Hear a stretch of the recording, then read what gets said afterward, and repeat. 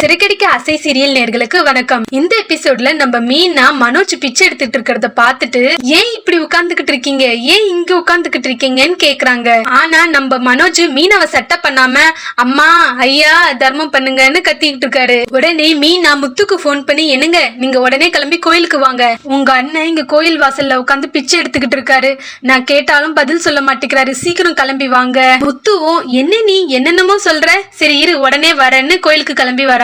முத்து மனோஜ் பிச்சைக்கார வேஷத்துல பார்த்து என்ன இவன் இப்படி உட்கார்ந்துகிட்டு இருக்கான், சாதாரண ஹோட்டல்ல உட்கார்ந்து சாப்பிடறதுக்கே ரொம்ப கௌரவம் பாக்குறவன் இவன் ஏன் இப்படி உட்காரணும்னு வேகமா ஓடி வந்து மனோஜ் கிட்ட, டேய் ஏன்டா நீ இங்க இப்படி உட்கார்ந்துகிட்டு இருக்க, என்னடா ஆச்சு உனக்கு, ஏன்டா பிச்சை எடுத்துக்கிட்டு இருக்கேன்னு கத்துறாரு. மனோஜும் டேய் ஆளுங்கெல்லாம் வந்துகிட்டு இருக்காங்க நவருடான்னு கத்துறாரு. உன்னை அம்மா அப்பா எவ்வளவு படிப்பு படிக்க வச்சிருக்காங்க, நீ ஏன்டா இங்க உட்காந்து பிச்சை எடுக்கணும், வாடான்னு கையை பிடிச்சு இருக்கிறாரு. மனோஜும் டேய் நான் 6 மணி வரைக்கும் கண்டிப்பா பிச்சை எடுக்கணும், என்ன தடுக்காதடான்னு கத்துறாரு. மனோஜ் முத்து கிட்ட ரொம்ப கோவப்பட்டு, ஆமாண்டா நான் ஒன்னும் ஆசைப்பட்டு ஒன்னும் இங்க உட்காந்து பிச்சை எடுக்கல, 6 மணி வரைக்கும் இங்க உட்காந்து பிச்சை எடுத்தா மனசுல வேணுனதெல்லாம் நடக்கும்னு ஒரு சாமியார் எனக்கு சொன்னாரு. முத்துவும் ஏண்டா டேய் நினைச்சதெல்லாம் நடக்கணும்னா நீ உழைக்கணும், அதுக்கான முயற்சி பண்ணணும், அதை விட்டுட்டு இப்படி பிச்சை எடுத்தா நடந்துருமாடா, அம்மா மட்டும் உன்னை இந்த கோலத்துல பார்த்தாங்கன்னா மனசு ரொம்ப கஷ்டப்படுவாங்க, நீ இப்படி உட்கார்ந்து பிச்சை எடுத்துக்கிட்டு இருந்தனா நம்ம அப்பாவோட கௌரவம் என்னத்துக்கு ஆவறதுன்னு முத்து மனோஜ் கையை பிடிச்சி தர தரன்னு வீட்டுக்கு இழுத்துட்டு போறாரு.